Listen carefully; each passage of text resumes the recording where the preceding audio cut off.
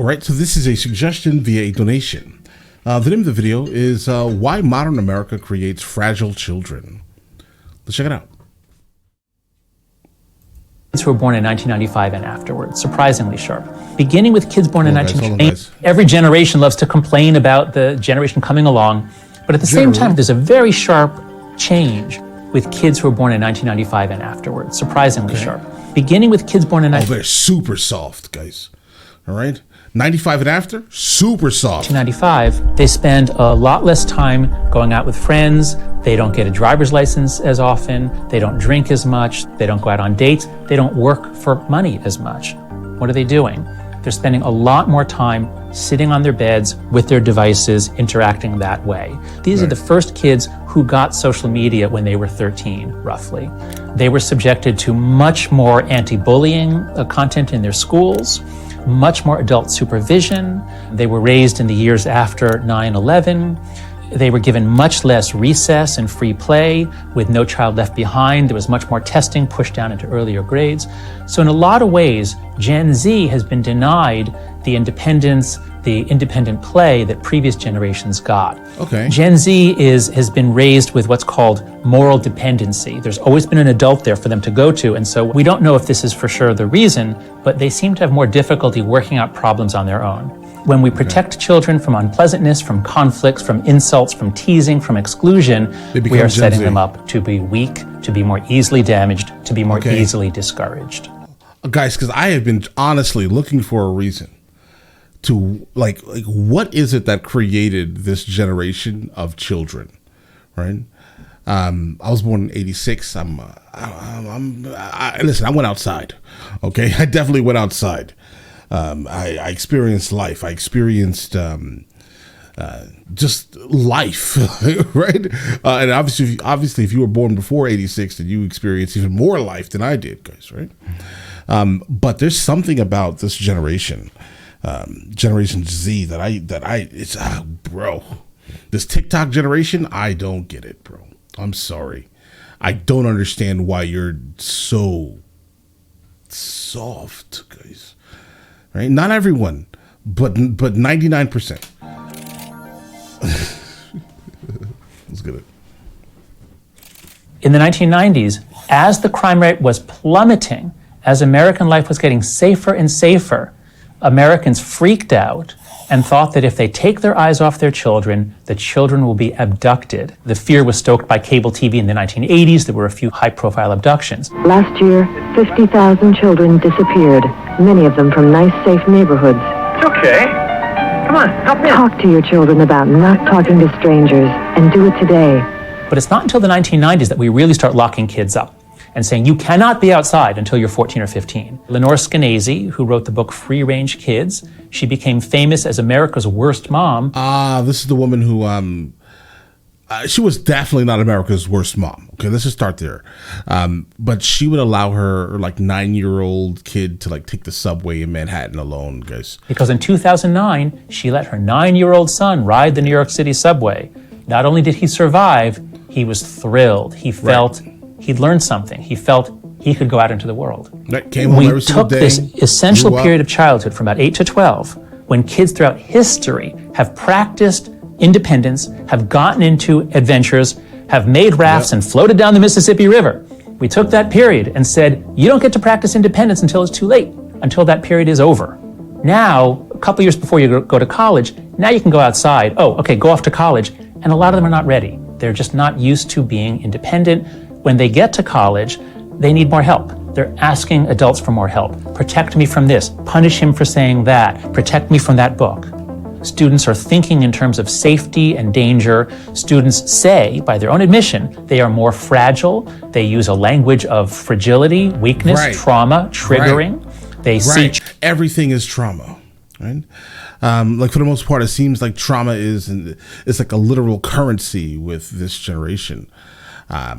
And it is absolutely terrible to encounter, guys. If you're on the other side of it, guys, and the blue hair and trauma, that's how you could accurately define this entire generation. And I don't see.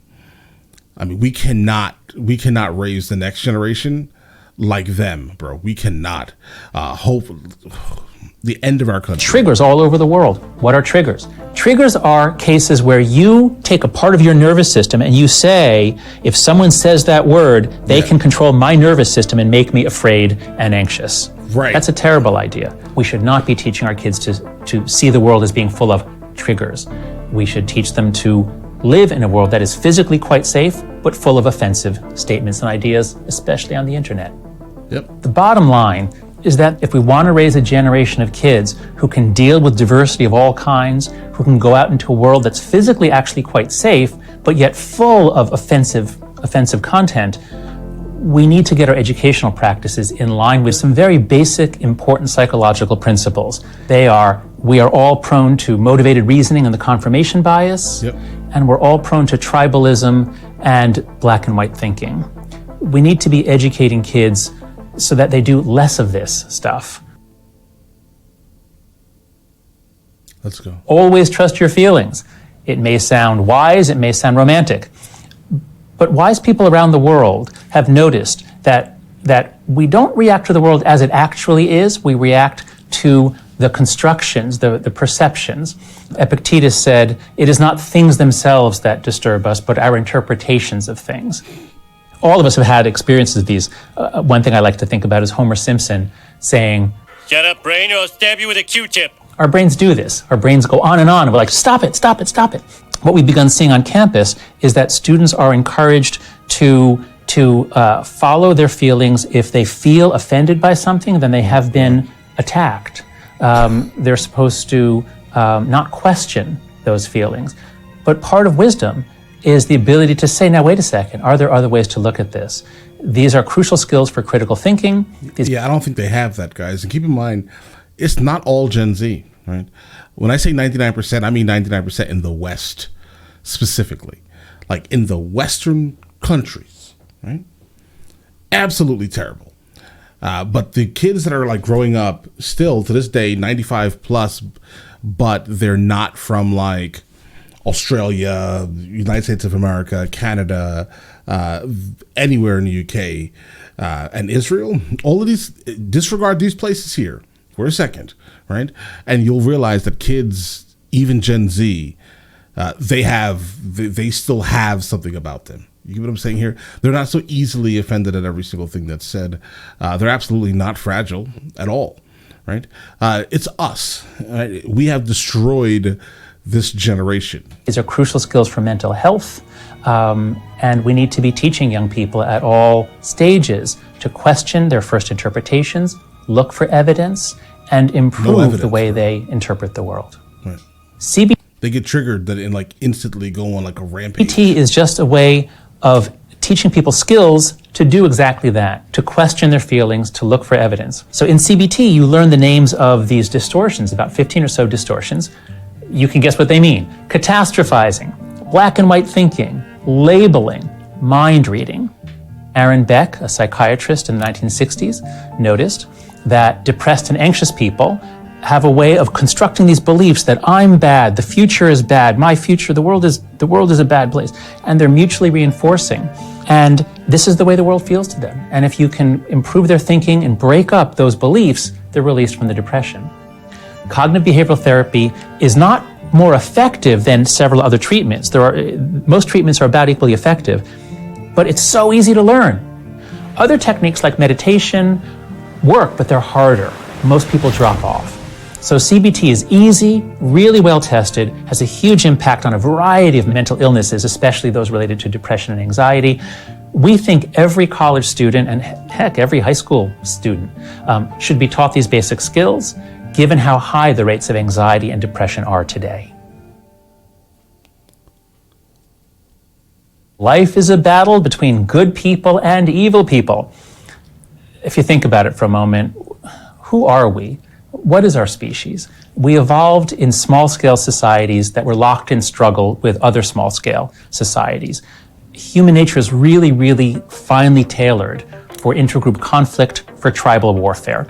This is the way our ancestors lived for a long time. Now that we've transcended it, we're so desperate for it, we've invented team sports, fraternities.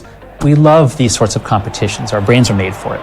Now, It can be fun, or it can get dark, and it can lead to racism, all kinds of forms of bigotry. On some college campuses and in some high schools, we see forms of education, forms of training that teach students to make more and more distinctions, to see more and more binary dimensions between people, where the people who are high are bad, the people who are low are good. When we talk about identity politics, which is a controversial topic, we start by saying, of course you need identity politics. Identity politics is not a bad thing automatically. Politics can be based on any distinction. It can be based on any group interest. So for gay students or black students or women to organize, that's identity politics. That's perfectly legitimate. The question is, how are they organizing? What's the overarching framework? And we've seen two versions of it in American history. Go ahead. You can do it the way most of the civil rights leaders did it, Martin Luther King in particular, where you draw a larger circle around the group, you emphasize what we have in common, and then you say, some of our brothers and sisters are being denied equal access, equal opportunity, or equal dignity. That works. That has worked historically in much tougher times and zones, and that works and will work on college campuses. The other way you do it, which is growing on college campuses, is common enemy identity politics. It's based on the Bedouin notion, me against my brother, me and my brother against our cousin, me, my brother and cousin against the stranger. It's a very general principle of social psychology. If you try to unite people, let's all unite against them. They're the bad people. They're the cause of the problems. Yeah, that seems to be the overall common, like, college experience, it seems. For the most part, colleges are... Oh, God, guys. Keep in mind, I have a master's in fine art. I'm obviously college educated, right? So the issue that I have with colleges today is the lack of like disagreeing forces, right? And it just seems to just be very one-sided right now in colleges. Nothing's wrong with that, in the sense. But it's wrong if you don't allow the argument to occur, guys, right? For the most part, you want two people from two different sides coming together, sitting and having a conversation. It reminds me of a debate that happened between Chomsky and Foucault, guys. Two people, two different opinions, but they're coming together, having a conversation, or even Neil deGrasse Tyson and, oh gosh, I forgot his name, guys, oh no. Ben Shapiro, right? These are two different conversations being had, but they can sit down and have the conversation. That is the most important thing. I mean, when I was in college, that's what was important, right? But now it's not. It's just my side is right, everyone else is wrong. That's so crazy. Let's all stick together. That's a really dangerous thing to do in a multi-ethnic society, especially in a university where we're actually all trying to work together to solve the problem. No, if we're not creating anymore, bro. multi-ethnic environments on campuses, and in most of our organizations, we're struggling to increase diversity, what you should obviously be doing is turning down the tribal sentiments, is emphasizing what we have in common. Identity politics done with a common humanity frame is a good thing and is likely to work. Identity politics done by uniting everybody against the people with power and privilege, one race versus another race, one gender versus another gender, this is madness. This is a really bad idea if you're trying to emphasize and increase diversity and inclusion. We call that common enemy identity politics. Right, but they're not doing that. The more we encourage people to see the people around them as good versus evil, the harder it's going to be to create an inclusive, diverse environment. Thank you. And very well said. Jonathan, thank you so much for your time. My pleasure. All right. The guy speaks logic. I like logic. Right? He's not wrong, guys. I mean, I don't know how we're going to fix this issue. His suggestions are very good suggestions. I do think that if you can kind of unite against a common, then sure. But the problem is that everyone is breaking up into all these different tribes now, right? And they're now saying, I'm triggered by this, so if you don't think like me, you're a bad person. If you have a different thought as me, that's the craziest thing in the world. I always fight against echo chambers everywhere I go. If you've seen my videos, I do not enjoy echo chambers. I don't know if they're I don't care if they're coming from the left or the right. It doesn't even matter, right? If you are stuck in an echo chamber and you can't allow someone else to speak that has a different opinion than you, then bro, that's a problem. That's an issue. That means you are stuck, right? Regardless of how right you are never right enough, if that makes any sense, guys.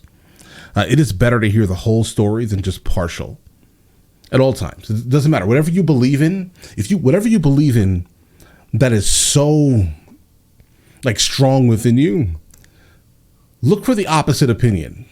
Hear them out, guys. All right, break out of this echo chamber, guys. Either way, let me know in the comments what I should be checking out next. And yeah, you guys all have an absolutely amazing day and enjoy your day thoroughly.